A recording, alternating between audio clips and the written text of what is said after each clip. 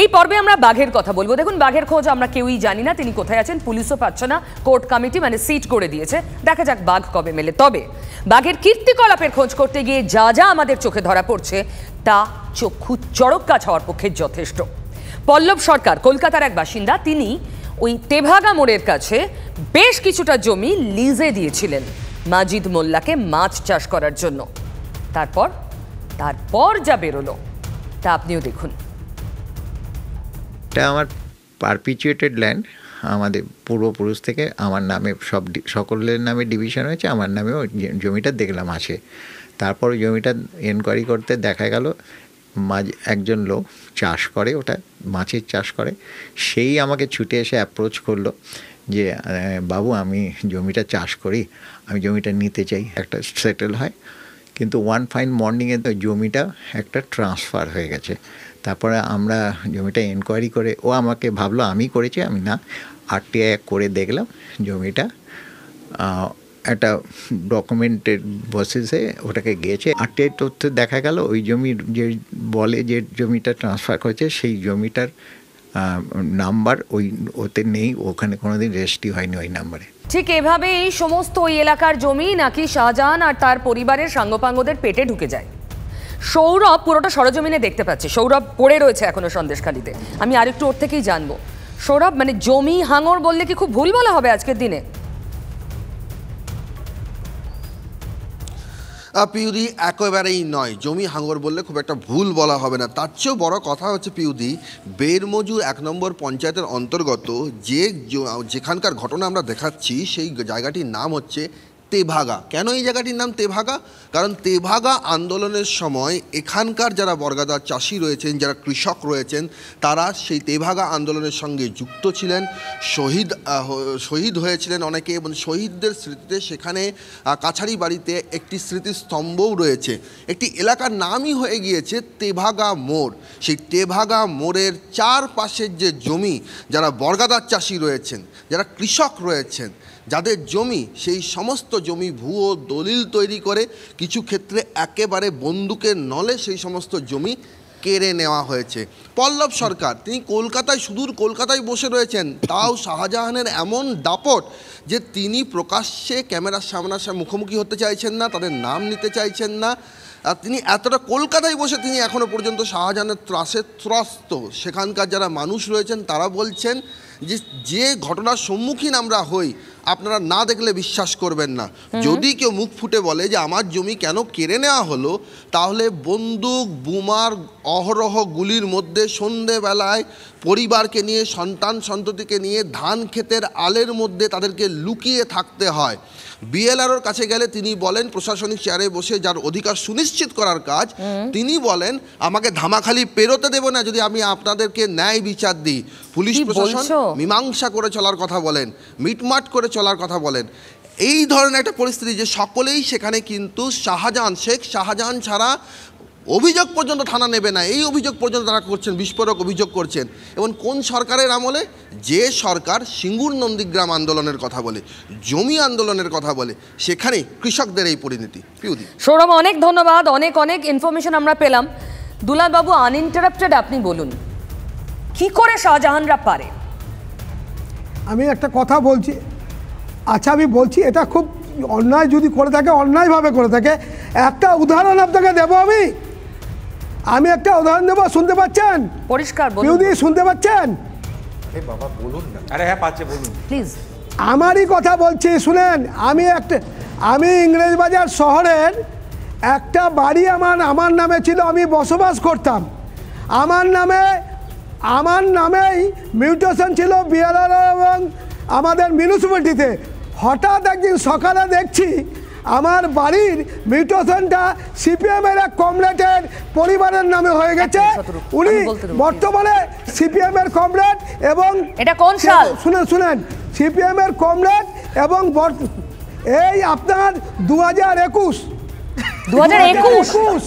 কি বলছেন? বামফ্রন্ট করে CPM মালদায় 2021-এ আপনার বসত বাড়ি ছিনিয়ে নিয়েছে। আমার নিয়েছিল, শুনুন কি করেছিল কমরেড। এটা তো খবর। শুনুন, এই তো বলুন, আপনি আমাকে চোর বলছিলেন না? প্রমাণ আছে আমার কাছে, আসুন না দেখাচ্ছি রেকর্ড। এবং সিপিএম এর কমরেড যিনি পৌরসভায় আমাদের প্রার্থীর এগেন্সটে দাঁড়িয়েছেন তিনিই করে নিয়েছিলেন।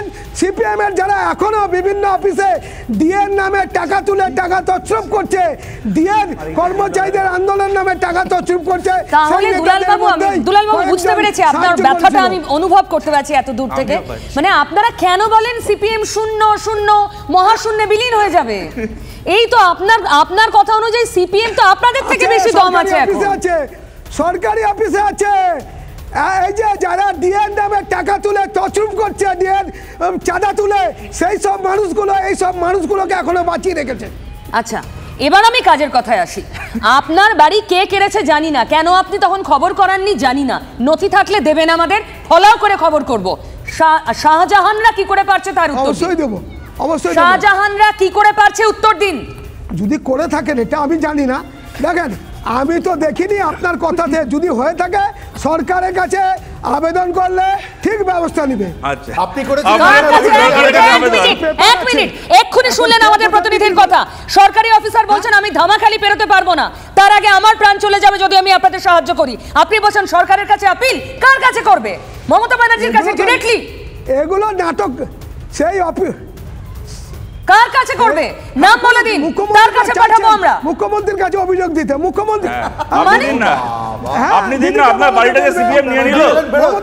দাদা বলছি আপনার বাড়িটাকে সিপিএম নিয়ে নিল, আপনি মুখ্যমন্ত্রীর কাছে অভিযোগ করেছিলেন? আমার কি মনে হয় বাবু এদের প্রশ্রয় দেবেন না, আপনি বুঝতেও পারবেন না সিপিএম এর নাম করে আপনার বাড়িটা হয়তো শাহজাহানই নিয়ে নিয়েছে। এই অফিসারগুলো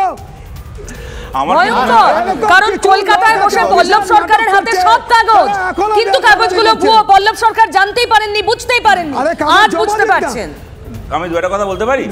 খুব আপনি খুব ভালো বলেছেন, কাইন্ডলি দুটো কথা যদি একটু শুনে আবার। সেটা হচ্ছে দেখুন, একটা কি যেটা হচ্ছে যে মুখ্যমন্ত্রীর কাছে আবেদন করে যদি শাহজাহানের হাত থেকে জমি ফেরত পাওয়া যেত, দেখুন আপনি যা বললেন আপনার কথা যদি সত্যি হয়ে থাকে আমার তো গর্বে বুকটা ফুলে উঠছে। তার থেকে বড় কথা হচ্ছে আপনি তো সবচেয়ে বড় ভুক্তভোগী, যে সিপিএম জমি নিয়ে নিলেও মুখ্যমন্ত্রীর কাছে আবেদন করে কোনো কাজ হয় না।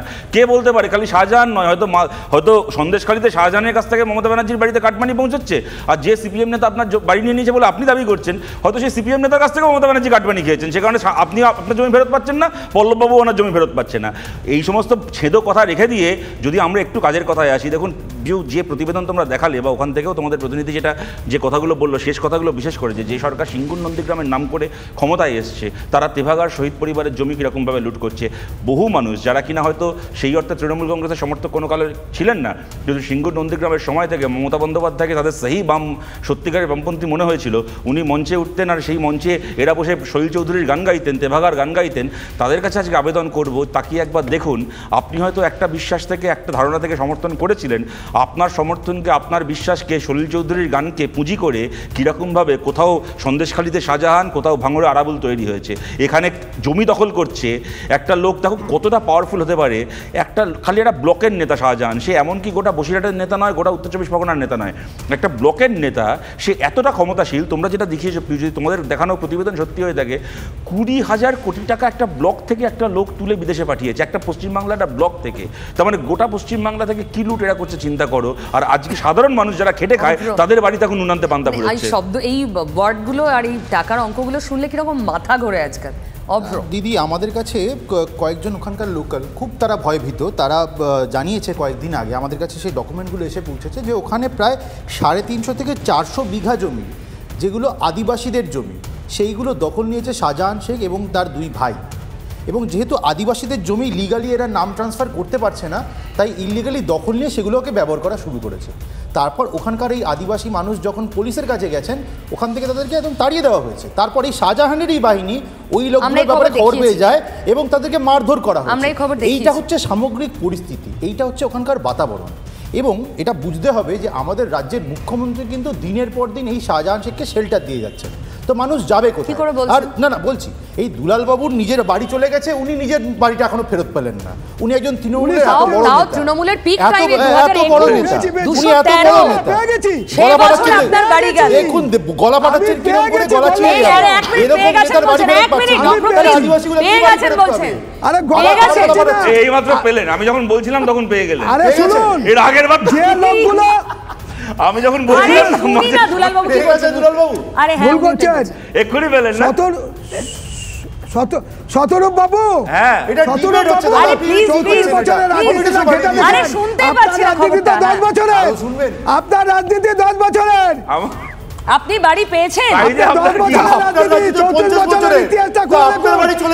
দাদা আমার রাজনীতি অবসরের আমার রাজনীতি যদি বলেন আরে আসছি আমি দুলালবাবু আমি বললাম না আপনার তেভাগার মতো পবিত্র আন্দোলনের কথা আমার রাজনীতি 15 বছর আপনার 30 বছর আরে কতটুকু প্লিজ তেভাগার মতন একটা ঐতিহাসিক আন্দোলনের প্রশ্ন যখন এই আন্দোলনে এই জায়গাটা আসলো আলোচনায়, আমি বলি 34 বছরে বাম সরকার বা তার আগে যুক্তফ্রন্ট সরকার যে এখানে ভূমি সংস্কারটা করেছিল পিউ, সেখানে একটা ল্যান্ড সিলিং অ্যাক্ট অ্যাড হয়েছিল যে একটি মানুষ এতগুলো জমি মানে 80 বিঘা জমির উপরে রাখতে পারবে না। এই সরকার 2013 সালে এসে ভূমি সংস্কার আইন করে একটা কার্যত সেই ল্যান্ড সিলিং অ্যাক্টটাকে তুলে দিল। তখন ভেবেছিলাম এই যে শিল্পায়নের জন্য এরা জমি ল্যান্ড ব্যাংক তৈরি করবে, আমরা দেখলাম পশ্চিমবঙ্গে এই একটা তুলে দেওয়ার পরে কার্যত তৃণমূলের শাহজাহান নূরজাহানরা জমি হাঙ্গর করে আইনকে এদেরকে প্রশ্রয় দিতেই হতো, এটা করেছে। দ্বিতীয়, তুমি উত্তরবঙ্গ থেকে দক্ষিণবঙ্গে জল জঙ্গল নদী, তোমার চ্যানেলে আমরা দেখিয়েছি, নর্থ বেঙ্গলে তোমরা একটা প্রোগ্রাম করতে গিয়ে দেখিয়েছো উত্তরবঙ্গে তাবর নদীর স্থলগুলো নদীর দখল হয়ে গেছে, বিক্রি হয়ে গেছে কাটার পর কাটা, প্রতিদিন হচ্ছে।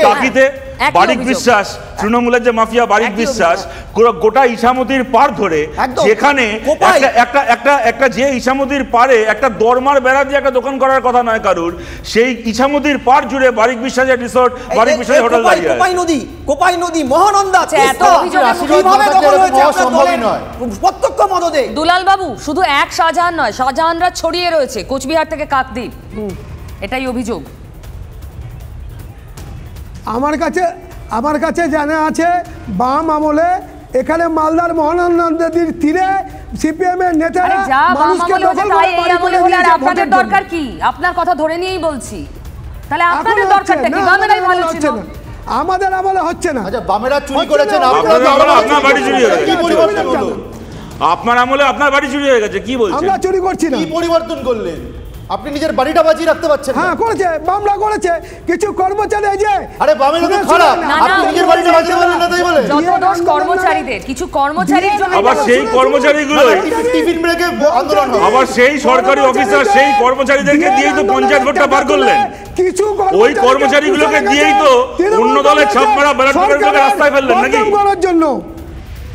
দুলাল বাবু অনেক ধন্যবাদ, আপনি এত দূর থেকে বসে এখানে বাঘা বাঘা তিন প্রতিপক্ষকে এখানে মদন মিত্রের ফ্যান নাকি সামলানোর চেষ্টা করলেন, ধন্যবাদ। এখানেও কিন্তু যেতে যেতে একটা খবর আমাদের দর্শকদের দিয়ে দিই, যেটা কোথাও একটা বিজেপি এক্ষুনি বলবে আমরা তো মুখপাত্র নই, কিন্তু গতকালই সিট গঠন করা হয়েছে 2 সদস্যের শাহজাহান কাণ্ডে।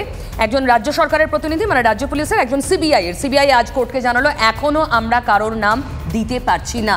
ফলে এই যে সিট খুঁজবে সেই সিটটাই গঠন করা যাচ্ছে না, সিবিআই নাম দিতে পারছে না বলে। খুব ছোট করে অভ্র এক লাইন। সিবিআই কোর্টকে প্রথমত প্রাথমিকভাবে এটাও জানিয়েছিল যে তারা এই জয়েন্ট অপারেশনে রাজি নয়, কারণ এটা পরিষ্কার হয়েছে যে ইডির আইনজীবী বলেছেন যে স্টেট গভর্নমেন্ট স্টেট মেশিনারি দিয়ে কিন্তু একে আড়াল করার চেষ্টা করছে। এখন অবধি ধরে উঠতে পারলো না। দিদি 3000 জনের নাম মানে বলছে যে এফআইআর পরের কথা, এখন তো ধরার প্রক্রিয়া করতে বলছে কোর্ট।